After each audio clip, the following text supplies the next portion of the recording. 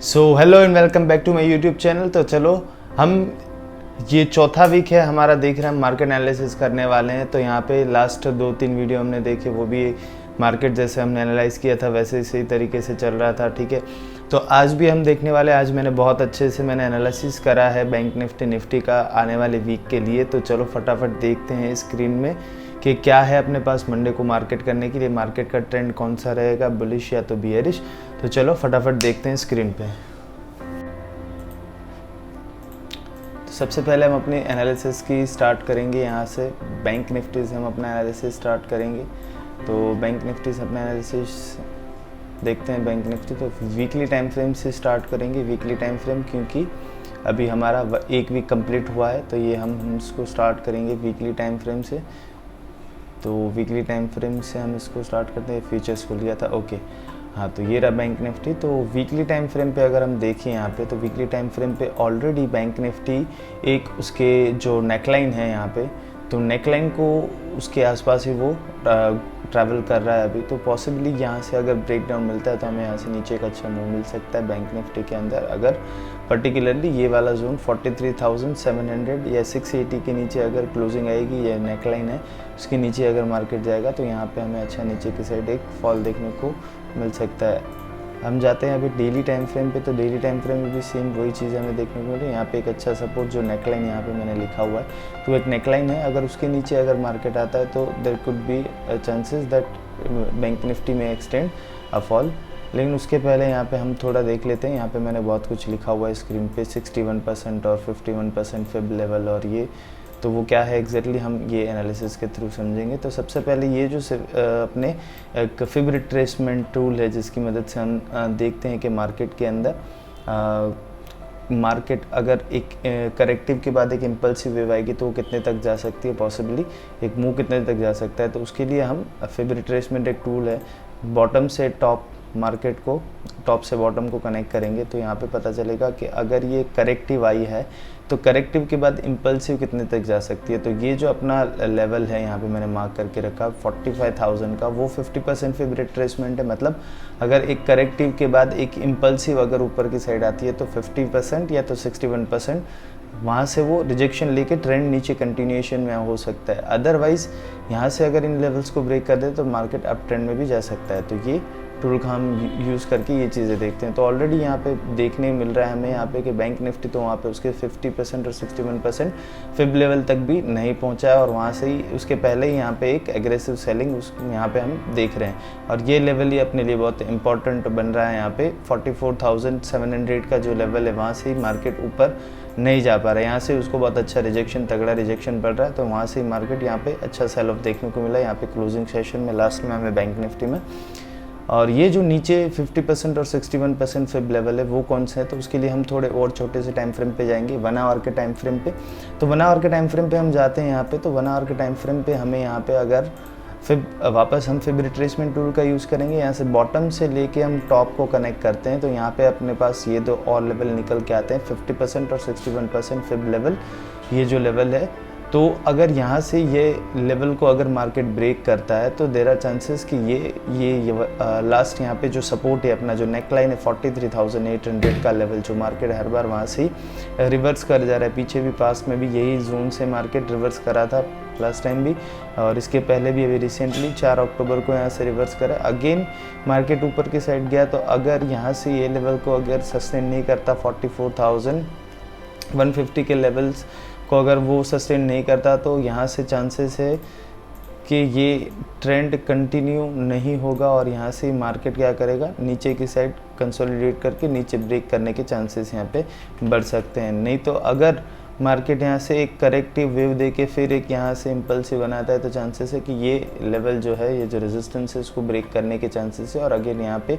50% retracement, fib retracement है, वहाँ तक मार्केट जा सकता है, ठीक है। नहीं तो अदरवाइज़ ये अगर लेवल्स को ब्रेक कर दिया तो यहाँ आ जाएगा मार्केट, फिर वहाँ से कैसा रिएक्ट करता है वो देखना पड़ेगा हमें, ठीक है। तो ये अपना 51% फिब लेवल और 61% फिब लेवल अपने लिए इंपॉर्टेंट है। तो यहाँ पे आ जाते हैं हम थोड़े और छोटे से टाइम फ्रेम पे, इंट्राडे के 15 मिनट टाइम फ्रेम पे। तो ये अपने लिए 2 लेवल्स निकल के यहाँ पे आ रहे हैं, आप लेवल्स को मार्क कर सकते हो, ठीक है। तो ये लेवल्स को अगर ब्रेक करता है तो यहाँ पे अपने पास नीचे जहाँ से मार्केट ने रैली मारी थी, ये वाला एक जोन थोड़ा इंपॉर्टेंट रहेगा।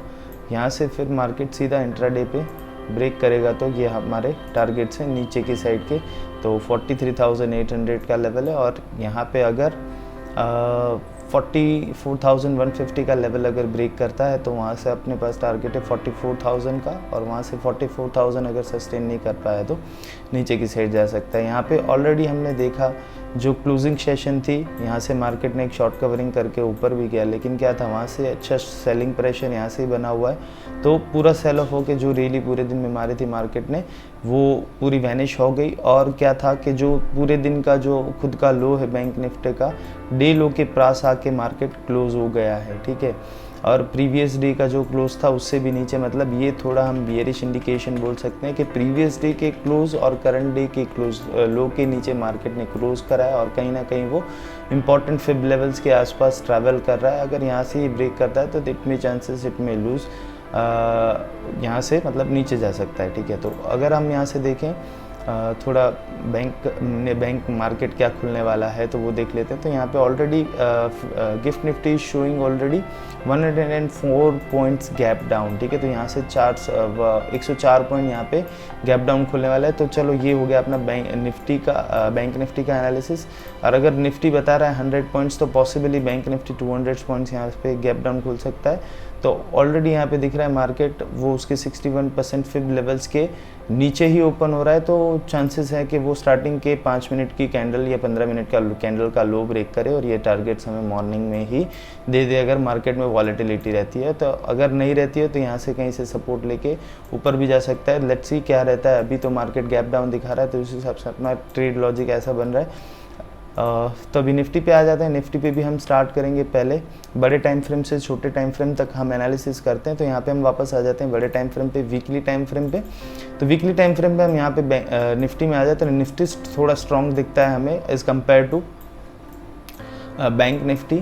तो यहाँ पे भी हमारे लिए वीकली टाइम फ्रेम पे वही सेम सिचुएशन है, बस यहाँ पे थोड़ा अपना जो नेकलाइन है वो थोड़ा दूर है यहाँ से।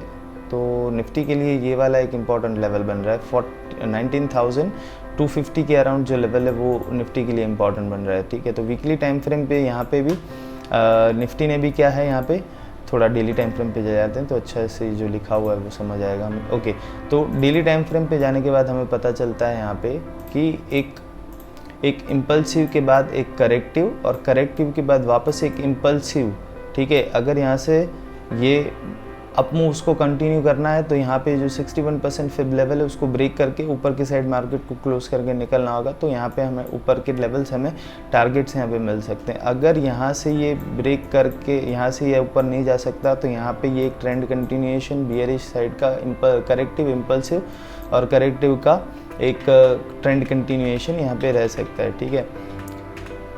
तो यहाँ पे हम देख रहे हैं ऑलरेडी तो एक स्ट्रॉन्ग रेजिस्टेंस है, यहाँ पे मैंने लिखा हुआ है एक स्ट्रॉन्ग रेजिस्टेंस है। क्यों स्ट्रॉन्ग रेजिस्टेंस है? क्योंकि यहाँ पे मार्केट ने एक बना दिया है गैप, और गैप्स ऑलरेडी मार्केट के लिए बहुत एक अच्छे रेजिस्टेंस हम बोल सकते हैं मार्केट के लिए बनते हैं यहाँ पे।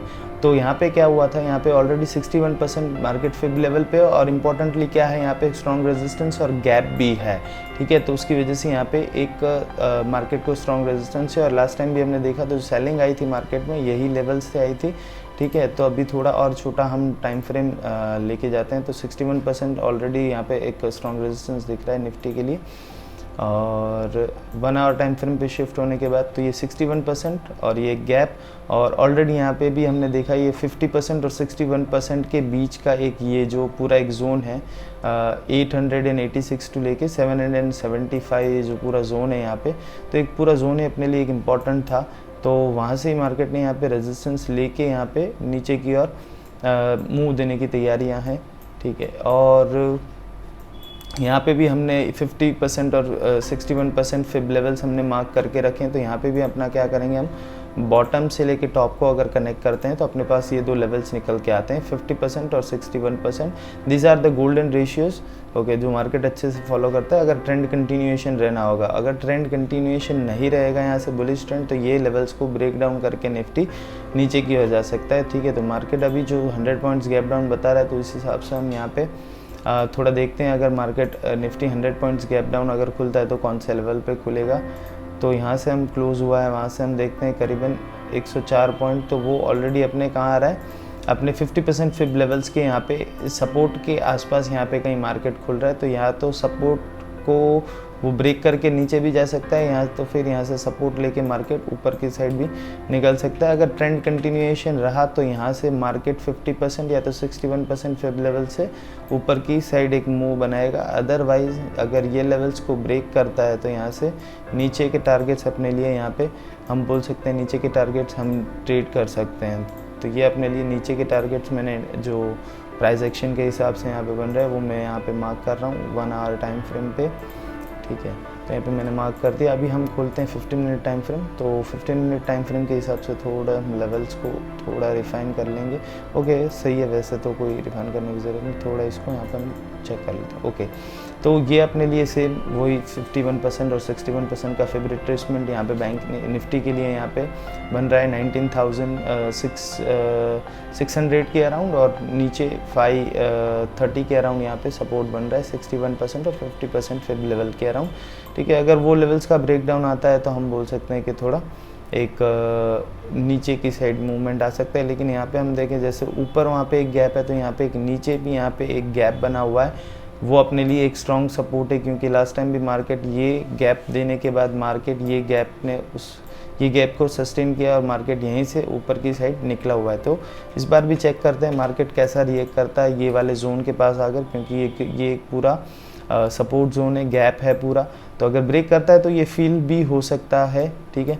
तो देखते हैं मार्केट कौन से डायरेक्शन में चलता है। और बात करते हैं इंडिया विक्स की। यहाँ पे हम इंडिया विक्स देखते हैं। तो इंडिया विक्स एक वॉलेटिलिटी इंडेक्स है अपना, ठीक है, जो शो करता है वॉलेटिलिटी, ठीक है। अगर वो उसका भी कुछ मीनिंग है, यहाँ पे अभी कुछ इंडिया विक्स दिखा नहीं रहा है, नेगेटिव लाइव मार्केट में देखना पड़ेगा, फिर भी हम इंडिया विक्स देख लेते हैं क्या होता है। एक इंडिया विक्स एक इंडेक्स होता है, वॉलेटिलिटी इंडेक्स। हर एक कंट्री के पास खुद का एक वॉलेटिलिटी इंडेक्स होता है। तो अपने इंडिया का जो वॉलेटिलिटी इंडेक्स है उसे हम इंडिया विक्स बोलते हैं। और इंडिया विक्स जो होता है वो मार्केट से रिलेटेड है। अगर वो अगर पॉजिटिव रहता है तो मार्केट नेगेटिव रहता है, और वो अगर नेगेटिव रहता है तो मार्केट पॉजिटिव, अगर, ठीक है। तो वाइस वर्सा सिचुएशन है। अगर इंडिया विक्स पॉजिटिव है तो मार्केट नेगेटिव है, और इंडिया विक्स नेगेटिव है तो मार्केट पॉजिटिव है, ठीक है। तो ये ऐसे मार्केट उसके अंदर काम करता है। वॉलेटिलिटी जो मैंने आपको बताया इन्वर्सली प्रोपोर्शनल है ईच अदर, ठीक है। तो चलो ओके, तो जैसे हमने निफ्टी बैंक निफ्टी का डिस्कस किया, सेम वैसे ही अपना फिन निफ्टी का भी सेम एनालिसिस है। वहाँ पे भी मार्केट एक नेकलाइन पे यहाँ पे रुका हुआ है, निफ्टी भी यहाँ पे एक नेकलाइन पे रुका हुआ है। थोड़ा वीकली टाइम फ्रेम पे देखने पे पता चलता है। तो एक नेकलाइन पे यहाँ पे रुका हुआ है। पहले रिमूव कर देते हैं, स्क्रैच से हम बनाते हैं ड्राइंग को। तो यहाँ पे ऑलरेडी एक नेकलाइन पे यहाँ पे निफ्टी खड़ा हुआ है, जो ब्रेकआउट दिया था। ब्रेकआउट के बाद यहाँ पे वो लेवल्स को सस्टेन किया है। पहले भी यही जोन से मार्केट ऊपर गया था और इस बार भी यही जोन पे खड़ा हुआ है मार्केट। तो अभी वीकली टाइम फ्रेम पे तो नेकलाइन पे ही है। अभी डेली टाइम फ्रेम पे हम अगर देखते हैं तो डेली टाइम फ्रेम पे भी सेम हम यहाँ पे फिब रिट्रेसमेंट टूल्स का यूज़ करेंगे। टॉप से लेके बॉटम को अगर करते हैं कंसिडर, तो यहाँ पे 50% वही सेम गैप है वो स्ट्रॉन्ग रेजिस्टेंस है, जैसे भी बैंक निफ्टी और निफ्टी में था गैप्स के रिलेटेड। तो गैप्स में भी वहाँ पे भी स्ट्रॉन्ग रेजिस्टेंस था। तो यहाँ पे अपने लिए 50% और 61% ये फिब लेवल्स बन रहे हैं यहाँ पे। ओके, अभी ये थोड़ा मैंने लिखा हुआ नहीं था। तो ये 50% है और ये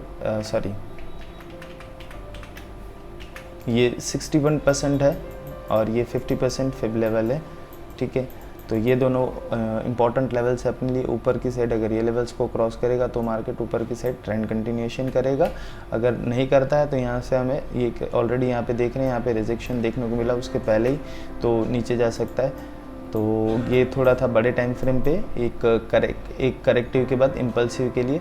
अब थोड़ा हम छोटे टाइम फ्रेम पे जाते हैं, 1 आवर के टाइम फ्रेम पे। 1 आवर के टाइम फ्रेम पे हम अगर मूव करते हैं तो यहाँ पे हमें ऑलरेडी क्या था, एक स्ट्रॉन्ग रेजिस्टेंस देखने को मिल रहा है। उसके पहले ही ये हमने डिस्कस किया था लास्ट टाइम भी कि यहाँ पे एक स्ट्रॉन्ग रेजिस्टेंस बन रहा है। अगर इसके ऊपर जाता है मार्केट तो ही हम बाई के साइड हम ट्रेड कंसिडर करेंगे, अदरवाइज हम सेल के लिए यहाँ पे प्लान करेंगे, ठीक है। तो वही सेम चीज़ें यहाँ पे हो रही है। अब यहाँ पे भी हम क्या करेंगे, फिब लेवल्स का यूज़ करेंगे। यहाँ पे बॉटम से क्या करेंगे, टॉप को कनेक्ट करेंगे। बॉटम से टॉप को कनेक्ट करने के बाद यहाँ पे हमें फिब लेवल्स मिल जाएंगे। तो 50% okay and 61%, this are the both levels. अगर इसके नीचे मार्केट जाता है तो ये ट्रेंड ख़त्म हो जाएगा, जो बुलिश ट्रेंड हम देख रहे हैं। तो उसके बीच में ही मार्केट कहीं स्ट्रगल कर रहा है यहाँ पे।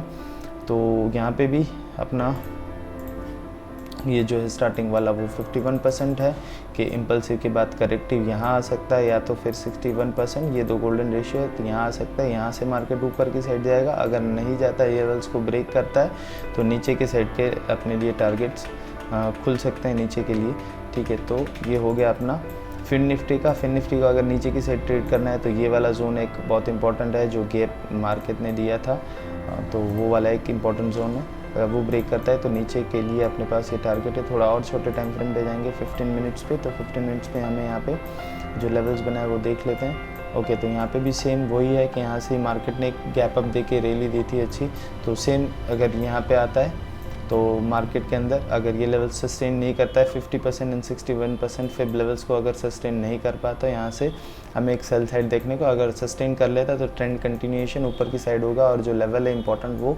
It might break that level too. Okay, तो चलो ये अपना हो गया बैंक निफ्टी, फिन निफ्टी और निफ्टी, तीनों का यहाँ पे हमने एनालिसिस देख लिया। तो आप ध्यान से गाइस ट्रेड करना। ये जो एनालिसिस है अपने पूरे वीक का है, तो पूरे वीक में ये चीज़ें हो सकती है, ठीक है। चलो, थैंक यू। अगर वीडियो अच्छा लगे तो लाइक, सब्सक्राइब और कमेंट ज़रूर करेगा। अगर ऐसा ही कंटेंट आपको चाहिए तो प्लीज़ मुझे आप लाइक करेंगे तो मुझे मोटिवेशन मिलेगा, तो मैं ऐसे ही वीडियो आपके लिए पोस्ट करता रहूँगा। Thank you.